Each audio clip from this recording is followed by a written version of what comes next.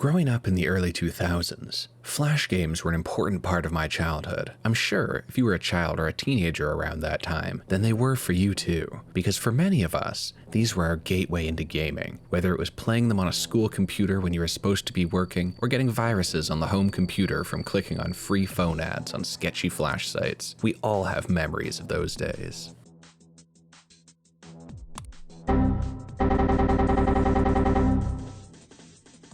Back in 1994, a company then known as Future Wave Software released a program called Smart Sketch, designed to capitalize on the brand new phenomenon of the time, pen-operated computers. They created a drawing software designed specifically for a new operating system that was in turn designed for those pen computers. Unfortunately for them, the company they partnered with almost immediately went bankrupt, leaving Future Wave without even an operating system for their software to run on. Seeking to recoup their losses, they renamed their software to Cell Animator and targeted a slightly different market. With the rise of the internet to become something more than just a curiosity, the devs pivoted to marketing their software to the new industry of web developers, allowing users to create vector-based images that can be embedded into websites. In 1996, they rebranded the software once again into Future Splash and split it into two parts. There is the creation side, still meant for drawing and animation, but they now added a second side, which was a viewer that would embed and interpret these vector images. This viewer would function as an extension to the popular web browsers of the time and let website creators embed animations and images into their websites with shockingly low file sizes.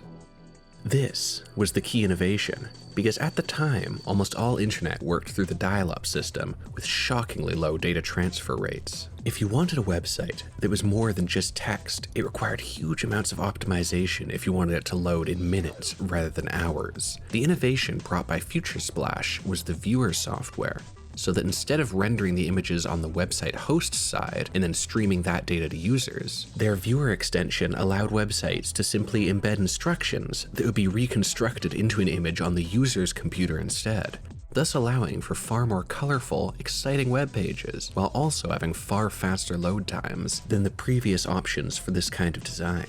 You can imagine it like this. The old method of server-side image and video embedding was like having an artist create a beautiful painting, then cutting it up into pieces big enough to fit into an envelope to mail them one by one to the user. They'll get it eventually, but it's very slow. The innovation from Future Splash was that they provided a way for the users to have that talented artist on standby in their own home, and the websites would simply send a single letter with instructions on how to paint the image, which the user's resident artist could then paint for them. This system worked because their software was based on a vector system instead of a raster system. Almost all images seen online nowadays are raster images. In simplest terms, they are made out of per pixel data, which tells the computer what color each pixel should be. This works great because of the detail this allows. However, it is also limited to how many pixels are in the original image, making scaling or shrinking difficult.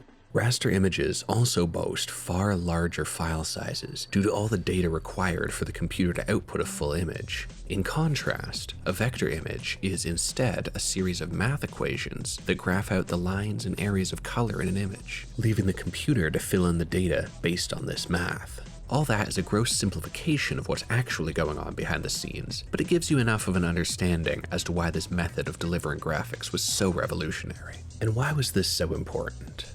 Because with the growing search for web player market share, companies such as Microsoft wanted to bring television-like entertainment to the internet, and Future Splash's capabilities in this area quickly caught their attention. A company called Macromedia saw the potential in Future Splash and saw its broad user base across the popular web browsers of the time and bought the company outright, shortening the name to what we know today, Flash. With the acquisition by a much larger company, development and usership of Flash continued to expand into the new millennium, with an estimated 99% of computers running Flash by the year 2000. As its capabilities were expanded, Flash quickly became the de facto choice for almost all web graphics and video delivery. Its expanded capabilities included full video streaming, making it the backbone in the early days for YouTube, Hulu, and BBC Online. They also started to add in a scripting language, meant for creating more interactive websites, but this was quickly found to have other uses. While games made in Flash had existed as early as the late 90s, the 2000s saw the real explosion of the new medium. The combination of a massive existing user base, the simplicity with which games could be embedded into websites, and the ease of use the software provided all meant that Flash became the breeding ground for what we now know as the indie game scene. We saw the explosion of sites like Newgrounds, Armor Games, Congregate, Not Doppler, Miniclip, and so many more. While indie games had always existed, distributing them was always the issue. If you don't have the marketing budget or backing of a major publisher, then getting anyone to see your game in the days before the internet was nearly impossible. With the high licensing fees to put your games on console, limiting them basically only to the PC, methods of distribution were often limited to either mail order ads or painstakingly copying the entire codebase for a game onto your own computer from a magazine. Neither of which was easy or convenient for the would-be indie dev. Now, however, with the ease of use provided by Flash, combined with the ability to self-publish on sites like Newgrounds, an unprecedented new frontier opened up for independent or hobbyist developers to get actual market recognition. However, like the Western frontier, these were also lawless times, the Wild West of video game development. It had never been easier to make games that would be seen by a massive audience, and when this was combined with the generally younger demographic of people both playing and making these games, meant that they saw it as their manifest destiny to make shocking, offensive, or just downright bizarre games to try and titillate or horrify the masses. You got a time of wild and irresponsible experimentation. The way this game has developed has been very different from other games that I've worked on.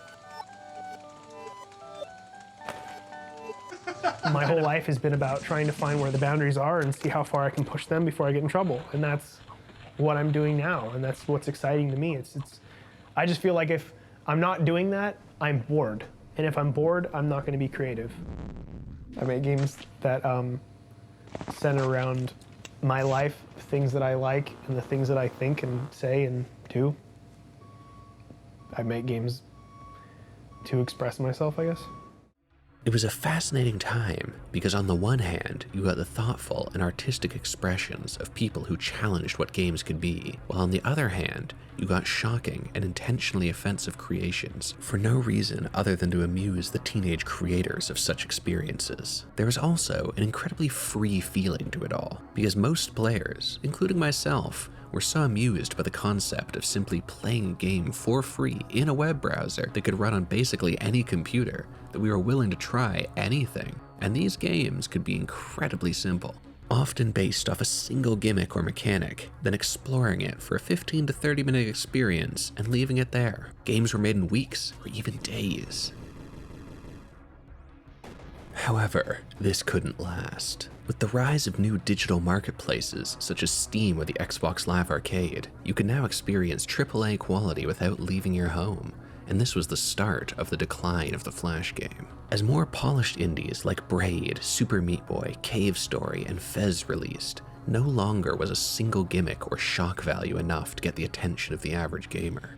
This was where you start to see the late-stage Flash games, the ones that were polished to the point of getting proper releases on the new wave of digital marketplaces. You have games like The Binding of Isaac, a surprisingly expansive roguelike featuring hundreds of items and levels, or Thomas Was Alone, an experiment in the boundaries of video game storytelling, trying to push the limits of empathy and characterization with nothing but colored squares. This is also where you get the titular game of this video, Intrusion 2. Released in 2012, it sought to emulate the classic run-and-gun action of something like Contra or Metal Slug, while still retaining a lot of the hallmarks of Flash game design. Many Flash games played off the novelty of the new medium, exploiting the ease of creation to combat the sheer volume of Flash games being produced. A common design idea was to try and create some central mechanic, often something visually impressive or original, such as sand simulations, pseudo 3D graphics, or creating a simplified approximation of a popular AAA release. Because Flash games could be produced so quickly, They were almost more like tech demos than games. Small experiments built more to show off a cool new coding trick rather than a fully fledged game by themselves. You can see this spirit alive and well here within Intrusion 2. As one of its main selling features, and also one of its main gameplay mechanics, is its physics system. Like the design of those early experimental Flash games, Intrusion takes the idea of a physics system and tries to build the entire rest of the game around it. Everything, right down to the animations of the game, are based on it. The game features a genuinely impressive procedural animation system, which is still a rare and impressive feat to this day, using physics to create procedural movements and animations for every character on screen. While this sometimes leads to janky results, it can also lead to impressive reactivity for both the player and the enemies. However, where Intrusion raises this style of game design above pure gimmick is how it incorporates an idea coined by Jamie Griesmer, the lead combat designer for Halo CE. Now, if you're interested in game design, I'm sure you've heard this quote before. In Halo 1, there was maybe 30 seconds of fun that happened over and over and over and over again. So if you can get 30 seconds of fun, you can pretty much stretch that out to be an entire game. It's often been repeated as both an inspiration and an indictment of this style of game design, depending on who you ask. But like many quotes, this one is actually a misquote. In a later interview with Engadget, Griesmer complains about how his words have been misinterpreted over the years. All of which would be fine, he continues. But the worst part is, everyone uses it to mean the exact opposite of what I meant when I said it. They use it to say you only need 30 seconds of fun, and if you repeat something that is fun for 30 seconds over and over, you have a game like Halo. There is a whole second half of the quote that got cut out of the video documentary, where I talked about taking that 30 seconds of fun and playing it in different environments with different weapons, different vehicles, against different enemies, against different combinations of enemies, sometimes against enemies that are fighting each other. No 30-second stretch of Halo is ever repeated. The missions are constantly changing the context on you. You can see this exact same idea present in Intrusion. It has its 30 seconds of fun where you can run, jump, and shoot enemies who shoot back. But this is enhanced by the physics system, which leads to more dynamic encounters. Cover is moved and thrown around. Robots crash through barricades, and you can explore multiple paths by making your own platforms. But the developer wasn't content to simply rest on that one good idea. He takes this 30 seconds of shooting and jumping and puts you on a wolf, then on a snowboard, then on floating platforms in the water, then in mechs, and so on and so forth, until just about 2 hours later, the game is over. Honestly, I miss this era of game design. As games have gotten longer and players expect to get hundreds of hours from a game rather than only a couple, games can no longer rely on just a sense of novelty and fun, because it takes so much time to make new contexts and scenarios for these mechanics, to extend an experience for 20 or more hours. Most games now seek to supplement that excitement of constant novelty with other factors, whether it be story or simply adding further depth to the gameplay that already exists. That's not necessarily a bad thing, but part of me can't help but miss the days when it felt like every level of a game introduced some new twist or gimmick to shake up the gameplay. This is not to say we never see this kind of gameplay these days. It certainly does exist, and we get games like Split Fiction that keep up that spirit of an ever-changing gameplay loop, or games like Noita that still have that idea of expanding a single gimmick into an entire game to great results. But that's the thing. The spirit of these Flash days has been relegated almost entirely to the realm of indie games, where there are so many games released every day that you have to find some new gimmick or idea that no one has ever seen before to base your game around, so that you can stand out. I think there's a beauty in this style of game, because the creativity on display is simply charming. Take a look at how Intrusion incorporates its obsession with physics into its truly fantastic boss fights. First off, you get a troop carrier with arms, a great concept to begin with. But then it uses those arms to directly interact with the arena you fight in, breaking bridges, smashing rocks, and trying to punch or grab the player. Or the second boss, who has a phase where you have to reflect her grenades back at her using the momentum of your bullets to push them back into her shield. Or look at the truly insane final boss, eating the arena behind you before trying to shake you out of a building like you're the last Tic Tac left in the box. It all lends itself perfectly to the physics system of the game. It elevates the simplicity of the gameplay into something novel and exciting through the creativity in the game design. The banging soundtrack doesn't hurt either.